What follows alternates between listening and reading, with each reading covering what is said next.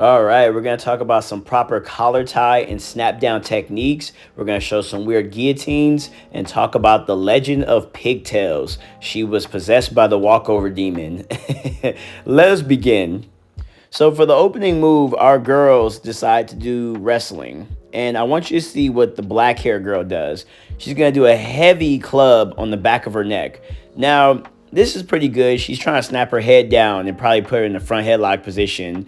She even attempts to smack it back down, but as you see, Blonde Streak ain't moving at all. She's steady, she posted up. So what's the difference? Well, the girl in the black is on her neck. Now watch this. You're going to see Blonde Streak eventually tries it herself. And what you want to do is grab the back of the peanut. You could try it. There's a hump on the back of our head. That's exactly where you want to grab. And you see Blonde Streak is doing that, and just look at that. Just without even moving, without doing all the extracurricular activities, you see the girl in the black is not feeling that. And the difference is when you hold the back of the peanut, that tires them out versus holding the back of their neck. Holding the back of their neck tires you out. Holding the back of the peanut tires them out. So just keep that in mind. So using my terminology of the 7 elements of jiu-jitsu, we're in the opening stage. The opening stage determines who is on the top and who's on the bottom. If someone doesn't sit on their butt, which is called pulling guard, you have to wrestle to get on the top position. And these girls want to be on top position. Now, keep in mind, in the opening phase, as you can see, you want to take your time and do the correct setup. And sometimes I would even say, back up a little bit and reset. Look, you got the Blonde Streak. Look at her. She got the little shimmy in it. Like, now let this be a lesson. When it comes to the wrestling stand-up game, it's all about setting up, making it easier for you to do the takedown. We saw the girl in the black. She just, no setup, just rushed in and tried to bulldoze the Blonde Streak down. Sometimes that works, but now because it didn't work, we're in the front headlock position, and Blonde Streak sits on her back, pulling guard into a guillotine. Now, the way she does this guillotine was so weird to me. She stretched her out. That shouldn't work, but it's working. You have to, for the girl in the black, she has to get her legs free and jump on the opposite side of her head, but she obviously can't do that. You're in a limited time, and we have a submission. So the match doesn't end here. This is a lesson. I want to talk about the legend of Pigtails. Pigtails has been possessed by a walkover demon. Now, let me explain this. This is really, really interesting because you see Blonde Streak comes from the same corner as Pigtails. I believe they're gym partners. Blonde Streak is doing a good job with a poker face, but I know she's stressing because she's tired. And this is what happens at tournaments. Sometimes when there's an odd amount of people in your bracket, someone gets to sit there and watch you go against someone, and they get to go at you while they're fresh and while you're tired. I need you guys to understand this. This is normal, but let me pause that right quick.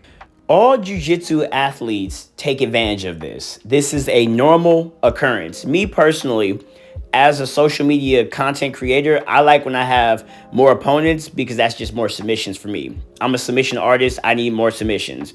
But some people, they get possessed by the walkover demon, and they're going to come at you like a bat out of hell.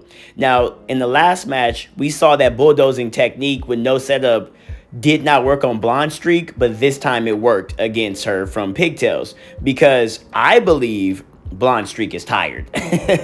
And now you see she's just trying to buy some time. Keep in mind, this is normal, but pay attention when someone gets a buy in your bracket, just know they're going to come at you like a bat out of hell. They have been possessed by the walkover demon, and Pigtails knows exactly what she's doing. This is why I find this so funny. And I don't want no outrage because this is a normal occurrence in competitions. And I get sometimes possessed by the walkover demon, so that's why I'm not going to harm Pigtails for it. But let's go into the breakdown of why I was questioning if Pigtails was really cool with Blonde Streak. Maybe there's some subtle beef going on, but check this out. So let's go into the breakdown. So you're going to see Blonde Streak give up her back. Now, Pigtails turns around, and she stacks up, and you're going to see her go backwards. I want you guys to understand, don't do this to anybody. Well, you can do this when you're competing, but when you go backwards, watch Blonde Streak's knees. If you go backwards in this manner, you can basically blow someone's knee out. Now, luckily, Blonde Streak is pretty flexible, but When I seen Pigtails pull that maneuver, I was questioning if they were actually in the same gym. But I'm going to give Pigtails some slack. She's been possessed. She knows she can win, and she is excited, and she is coming, like I said, like a bat out of hell. But let's get back to this. You're going to see Pigtails is now fully past Blonde Streak's guard. We are in the end game. She's inside control. So now we're in the end game. In my 7 elements of Jiu-Jitsu, number 4 is the end game, which is basically the pin system. There are people who want to only win by pins, but you won't get famous for that. And I won't do a breakdown video of you. We see Pigtails decides to go advance into number 5, and she's going for the finish. She's going for the submission. She smells blood. She is possessed by the Walkover Demon. She knows she can get this, and she's going for a head and arm choke. So what does Blonde Streak need to do to get out of this? She's kind of waiting too long. She needs to get her left arm around Pigtails' head, but I honestly believe she's tired, and this is basically the end of this match. So the lesson here, you need to make sure your cardio is good, or you need to prepare yourself for situations like this where someone has a bye and they get to come at you with full strength. And as you can see in the last match, I believe maybe if Blonde Streak was at full strength, when Pigtails came rushing at her, she would have been able to defend herself a little bit better.